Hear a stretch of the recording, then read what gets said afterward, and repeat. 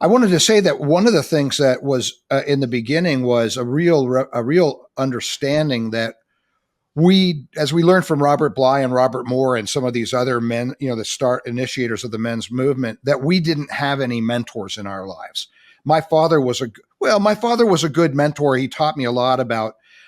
He was a heavy equipment manager, and he taught me how to run a backhoe, drive trucks, every kind of machine you could have. Great at that. So I was mentored in a lot of very physical, mechanical type things. I loved it. I built a underground fort with a backhoe. It was the biggest underground fort you could have ever imagined. Really? Oh yeah, it was so much fun. And Where? right in my backyard. We had a field in the backyard, and it was superb.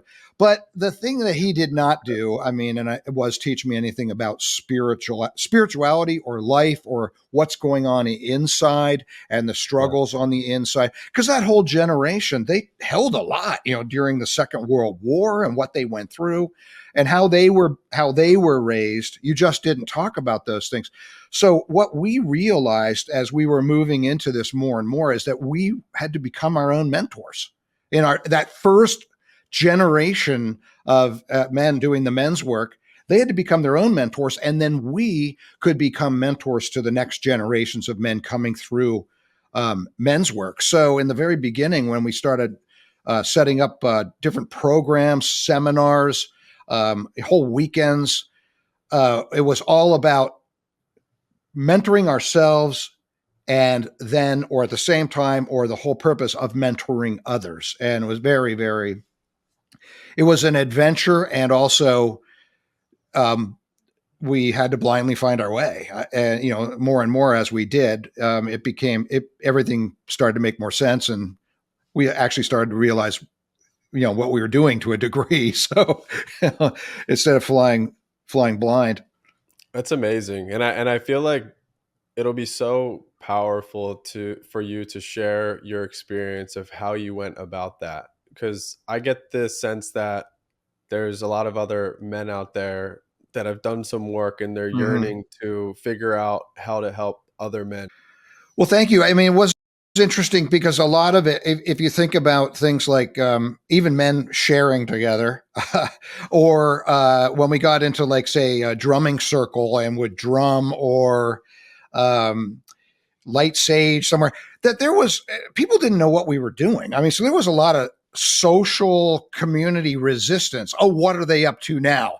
And it's the old thing where you say, oh, look, I don't want to, what do you guys do up in the woods there, run around naked beating a drum? That's just hugging trees. I mean, um, and that just we had to that was going on at the same time as we're trying to discover, actually, well, how can we help people. It was all part of it, but it exploded. When I got it to back to Philadelphia area, and we started these men's groups. We started many of them. It wasn't just me. That Tom Rose I was talking about, Zen, and then we trained some other people into starting those groups. They would actually come into our group, learn what was going on, and when they were ready, we'd say go and start your own group. They could still come to ours, but that's how we started to get these groups going.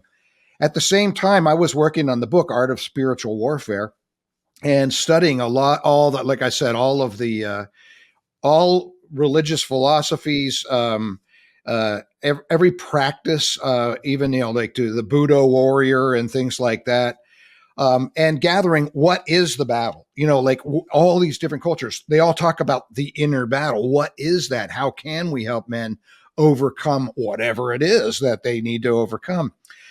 At that time, reading a bunch of books, one of them that we were all reading was Robert Moore's book, King, Warrior, Magician, Lover, who basically was talking about these archetypes, different ways men show up in the world, and king energy. We talked about it a little bit last time, or as the warrior, as the lover. There are all these parts of us that should integrate in one way or another. Well, we were talking about the idea, even back then, about having some kind of seminar or men's weekend, and we had it in the back of our heads. I did. Robert Moore would be a good one to bring to that if we ever, really got it going. Well, like anything, like I talked about with SWET, we started a couple experimental weekends like this. We called them Men's Gathering. Tom Rose, Zen, me, Clark Pitcairn was involved, Kevin Roth, many more, but those were probably the big ones. Um, and what we did was we have men come in, invite them. There's a men's gathering. They'd come in for the mornings. I would give 2 talks. In fact, for the first 5 men's gatherings, I was the one that was the plenary speaker at those until we started bringing more people in. But we would do that. Then we'd break up into groups. And we'd have different people, different organizations that were doing men's work come in and like almost do like little workshops we'd break into.